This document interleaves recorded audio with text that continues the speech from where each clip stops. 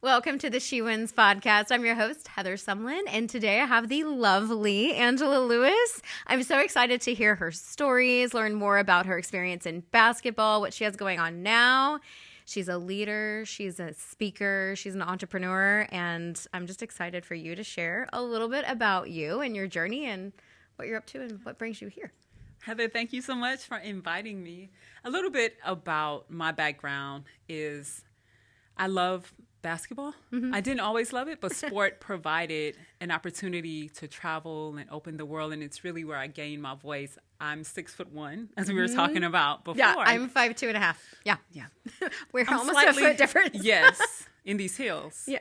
Oh, for sure. Definitely.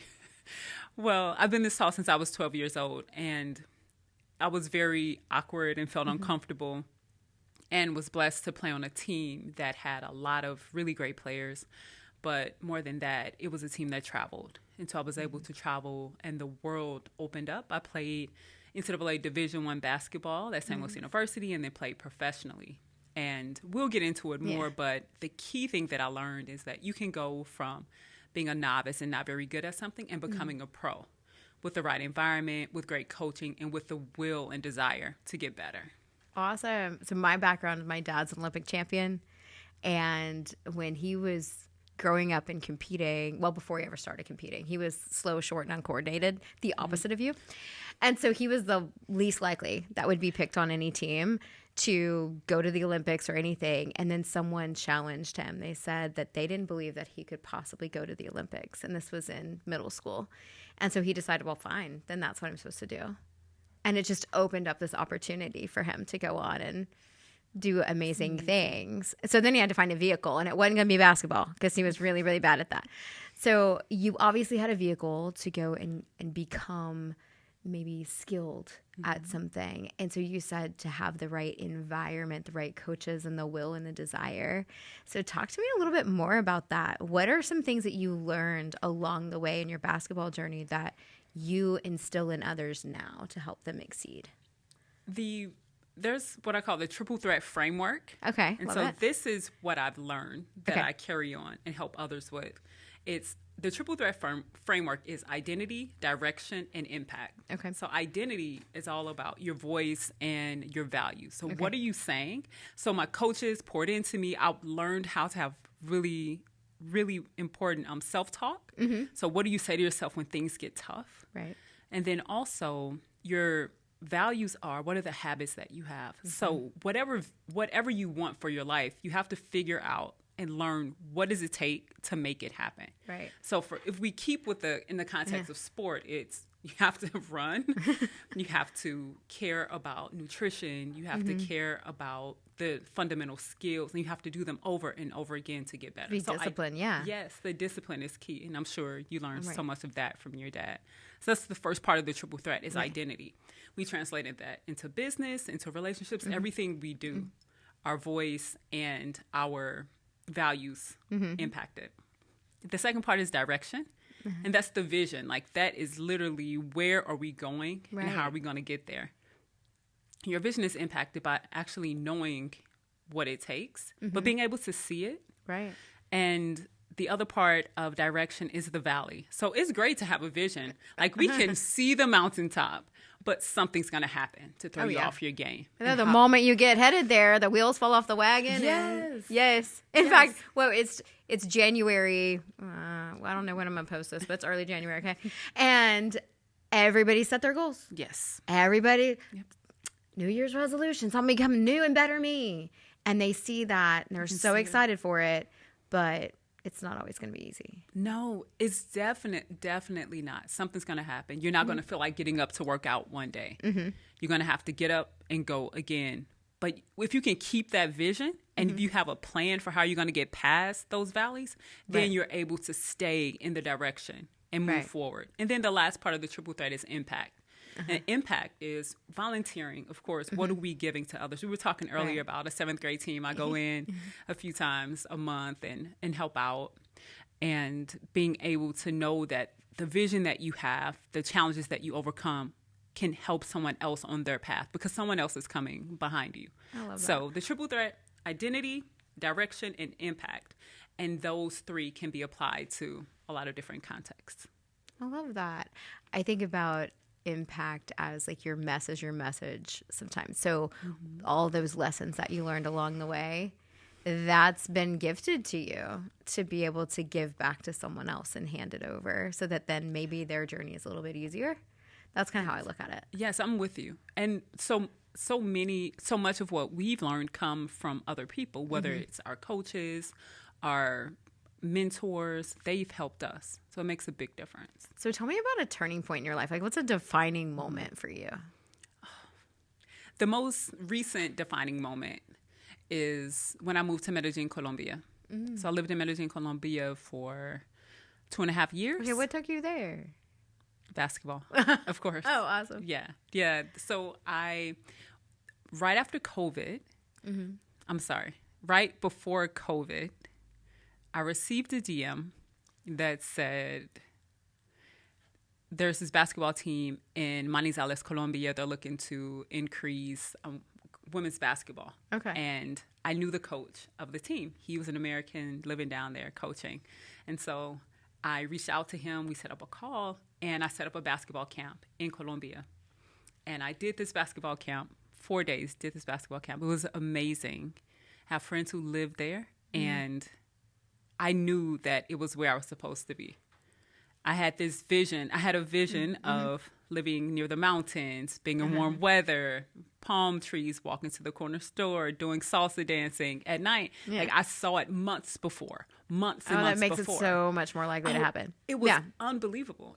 But I didn't know Colombia was the place. I had no idea. So when this opportunity came, I went, and when I was there, I knew because I'd already lived into it.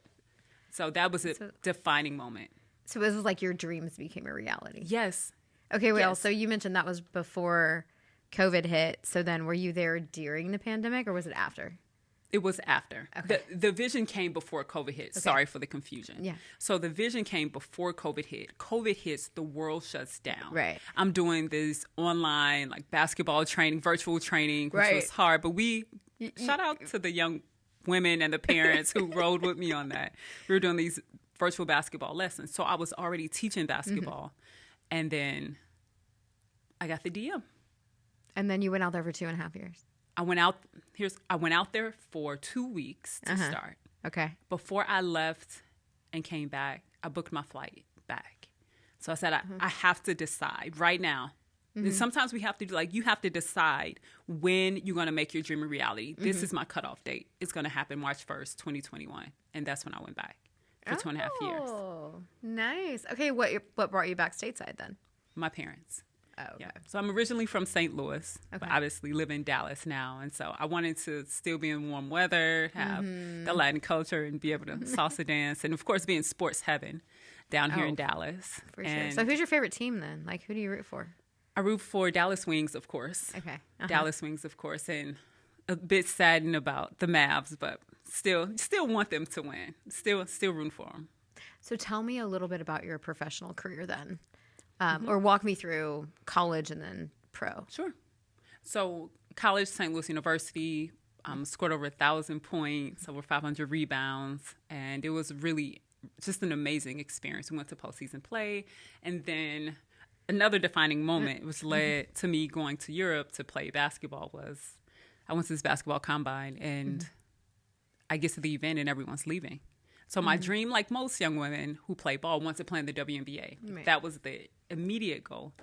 But this combine, the event changed. The time of the event changed. And so my coaches talked to me about a potential opportunity in Europe. And so I got an agent and ended up going to Germany. And it was amazing. Oh, wow. How long did you play? I played a year. Yep, and came back to the States and went to grad school and started coaching immediately to stay around the game. So you coached college ball? I did. Oh, Heather, I've coached every level from my niece's 5th grade team professionally. I've coached every level. But when I came back to the States, I coached at Metro High School, and we won a state title, which was unbelievable to go on that run with Coach Glass Scott and the team. And then Webster University, it was Division III. And then Southeast Missouri State, Marquette University, their NCAA Division I. And then my niece's 5th grade team. And then St. Louis Surge, which is professional women's team. Okay, so if you could, which team has your heart? Oh, you can't do that to me. You can't do that to me. I can't. You can. My niece's team. It was her. There you go. That's probably... And 5th graders are kind of cool. Oh, they're so cute. That's before they get crazy. I don't have children, so I can't speak to the craziness. Trust me, 5th grade's okay. I'm the mentor and auntie. So. They jump into middle school and high school. I don't know. Some are great. Some are great. I don't know if I would want to coach a whole team. I'm not sure.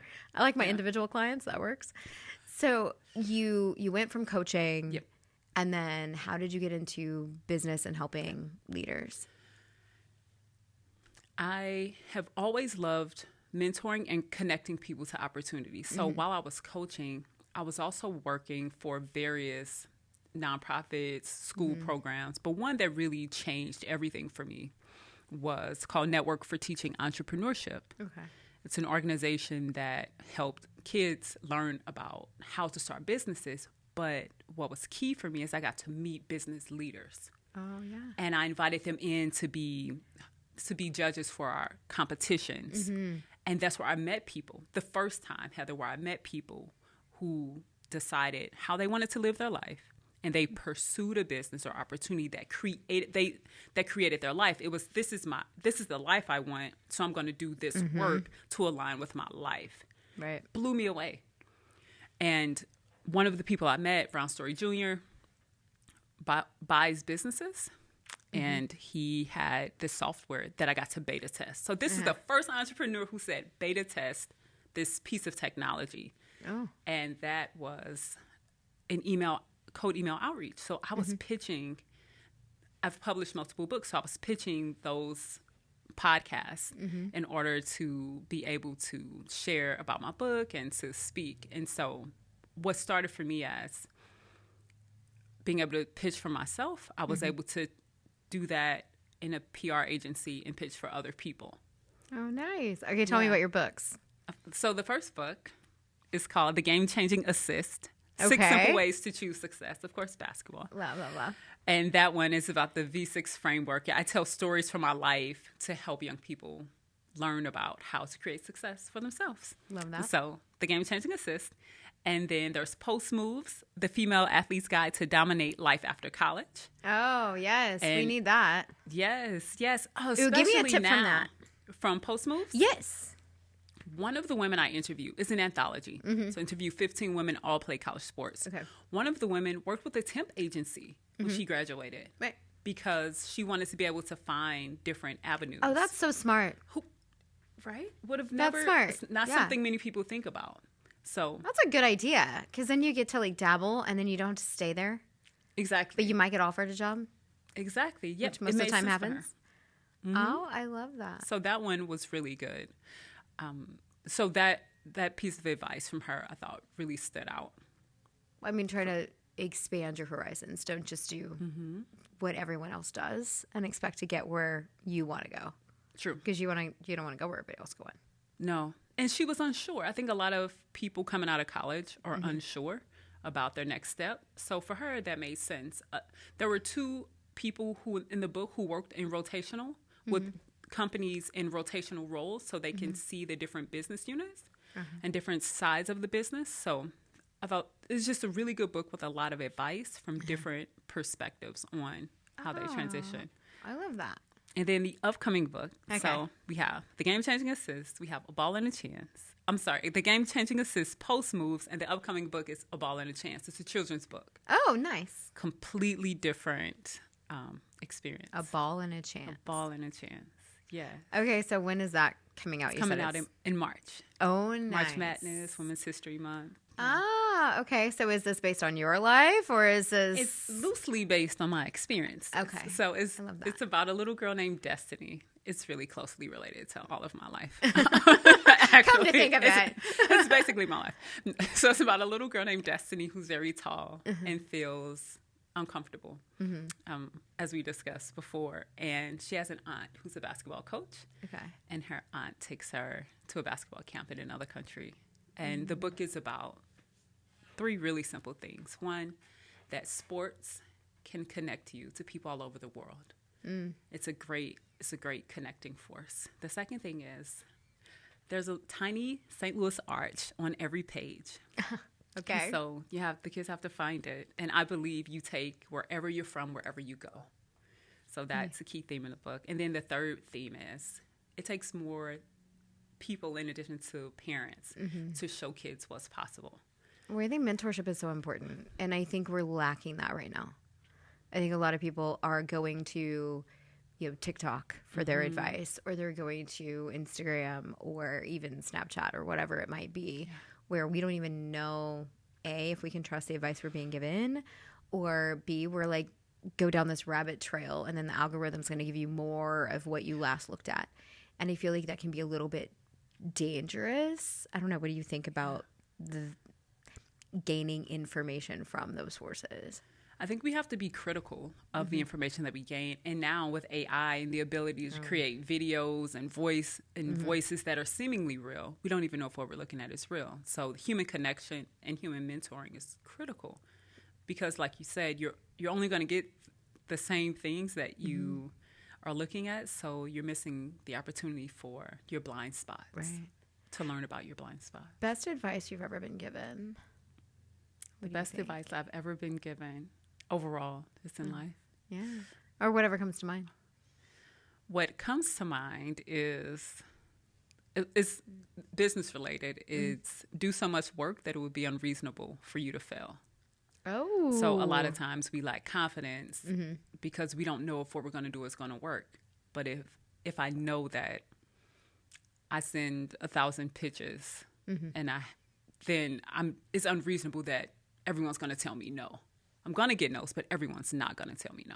Well, and every no is one step closer to a yes. It is. It is. The only time you don't get a yes, you stop trying. Exactly. Right? And then that's your answer because you gave up. I like that. Yeah. So do keep so going. much work that failure is unreasonable. Yes. Yeah. I like. It's like my dad always said, outwork the competition. Exactly. Like outwork everybody else. I'm like, okay, great. I love that. Tell me a little bit more about your philosophy. So you mentioned the triple threat idea. And when you talked about identity, one thing that came to mind are voice and identity. What we teach is those three mental processes that performance is a function of. You have your thoughts, which is your conscious mind. You have your skills, which is your subconscious, and you have your self-image, which that's your habits and your attitudes. And so I feel like you're talking a lot about building self-image right there at the get-go when you're talking about identity and voice. What is your advice to someone who struggles with that, who says, I don't believe that I can actually reach these goals? I think a lot of people are setting goals and then they're maybe not sure that they can reach it. So what do you say to someone who says, well, I don't know if I can play D1 basketball, or I don't know if I can start that business? What do you tell them? I tell them a few things. The first thing I would say is find someone who's already done it and find out their path to getting there. Copy genius. Yes, copy. And that'll let you know if you actually want to pursue it. Because when you're starting something new, we typically only see the end. Right. We don't, you see, yesterday I was at University of Texas, played Ole Miss. Okay. And there were so many little girls in the arena, and you see these little girls and they're wearing their jerseys, but they have no idea the time these young women have to get up in the morning, how much game film they have to watch. How do you manage that with school? We may see that they get NIL money or deals from, but you don't see what it takes. So find someone who's been there and find out what it takes. The second thing I would say is you have to change your thought process around whether or not you can. And then be honest. How bad do you actually want it? Because it's not going to be easy. And why do you want it? Yeah. Like, because if it doesn't really, really matter to you, the moment that those valleys come that you were talking about, you're out. Done. You're out. And then you're like, no, never mind. This isn't for me. And Heather, the saying is not for me when it gets hard. Is when we need people in our circle to let us know that this is just normal. It's a part of the process. You're going to get knocked down. You have to get back up. You're going to miss the shots. It's all a part of it. So you made 1,000 you scored 1,000 points and 500 rebounds, you said earlier. Yes. And so I'm like, okay, so that's not, I know nothing about basketball, y'all. Nothing. So that sounds good. That sounds successful. So tell me about a time you failed, though. But maybe you didn't view it as a failure, but what did you learn? Oh, plenty of failure. I can talk on the court, off the court. I'll start with on the court and then off the court. We were playing at the University of Louisville, and the game we were down by 1. Oh. And there's a few seconds left on the clock. We were on offense. My teammate shot. I got the offensive rebound, put it back, and missed. So had the potential to win the game. And after the game, I was bawling. Like, I hated to lose. I was crying. As if you were the only one that made a mistake that whole entire game, just because you were the last one to have the ball. It's the last opportunity. It's opportunity to win it. And one of my coaches came up to me. This was a Friday night game. And he said, I understand that you're down about this game, but we have another game on Sunday. So we're going to need you to, like, pull it together. I was like, oh, okay. And then went out Sunday. And we won and did well. So that's one really important loss that I had. I would say in business, the PR agency that I mentioned earlier, I built a team of 5. I had clients, and my clients, most of them came from referrals. And I was really good at the operations side, like executing on making sure that our clients got booked and our team, but hadn't figured out sales. So I didn't have a great sales system. I didn't have a sales system actually in place because I just thought the referrals would just keep coming and things would start working. And I didn't understand churn. So then clients left. And I was like, oh, I actually can't pay everyone. Oh, this is not going to work. So we downsized and then had the opportunity to roll into another company, Speaker Hub, which I'm so tell grateful me about for. That, actually. I saw that on your LinkedIn. I'm curious. Yes, Speaker Hub is an amazing, amazing platform that allows people who want to grow their businesses through speaking, or if they want to take speaking and make it a business, we provide opportunities for them to have access to associations, conferences, coaching that's embedded in the program, podcasts, media outlets.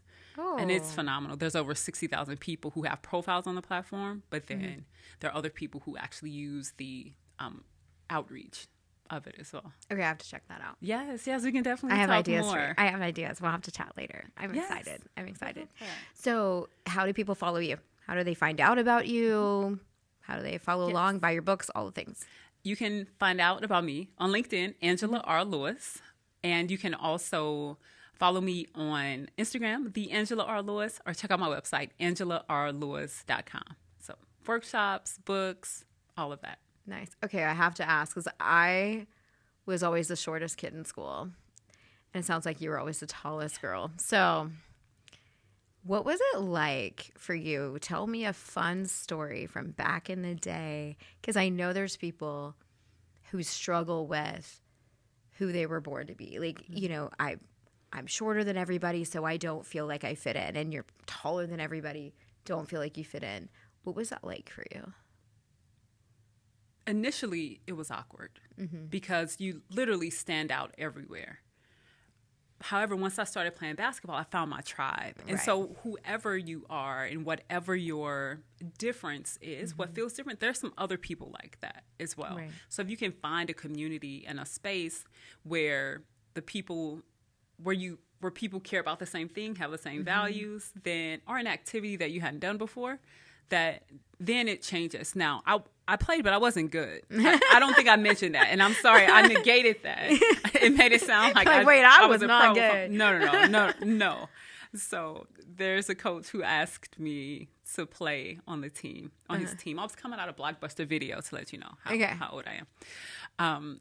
But he invited me to come to play, and I was like, yeah, of course I can play. Why not? Sure. I go there, Heather, and these girls are dribbling like between the legs, behind the back, making no-look passes. They were amazing. This coach told my mom to get me hand grips because I couldn't catch the ball. I wasn't used to actually catching passes. He made me do squats. Like, I had to learn how to become an athlete. I wasn't athletic at all. I'm just tall. That's it. Just tall. Like, that's my skill. That's it. Long arms is my skill. So I had to learn the game and learn how to play. And I didn't start until 7th grade. These days, a lot of kids are starting much, much younger. And so it was awkward. Thankfully, I grew up in a house with older brothers who played. So that helped. I got a lot of extra work in. Did you beat them? I did. I did beat them once. I wrote about it in my first book. They deny it. They're like, no, it never happened. I'm like, no, I would have. Yeah, that definitely happened. Trust me, you remember. Exactly. You remember when you beat your siblings at anything. It's core memory. Oh, yeah. It's the most exciting thing. It is. My brothers don't ever watch my podcast, I don't think. But I have beaten them. Not in sports, though. I'm only beating them in like board games. We'll take it. Any win you get over your brothers is a win. It's always fun. It is, always. I have enjoyed our conversation. What takeaway do you have for everybody? Like, what's something that, like, a last bit of advice that you have for people as they're going into 2026? Last piece of advice going into 2026 is stay in the game. Whatever game you decided that you're going to play this year, whether it be business, I'm going after this particular goal, or athletics or pageantry, you know, whatever lane, stick with it, because who you become on the other side is so worth it. And everyone's watching. Like, you have younger siblings and cousins and nieces and nephews, and they actually want you to win. Stay in the game and go win. And even your competitors sometimes are rooting for you in a strange way. Like, if you are amazing at something, even those, like, they respect if you beat them. Very true. Level up. Level up. I'm so excited for 2026. I'm glad we got to chat. So if you're not a Patreon member, join Patreon or the She Wins Solutions for Women Patreon channel, because Angela and I are going to talk a little bit more. I want to unpack some of the things you talked about with your triple threat, and I want to unpack some of the things you talked about for your book. So excited. Have a blessed rest of your day, everybody.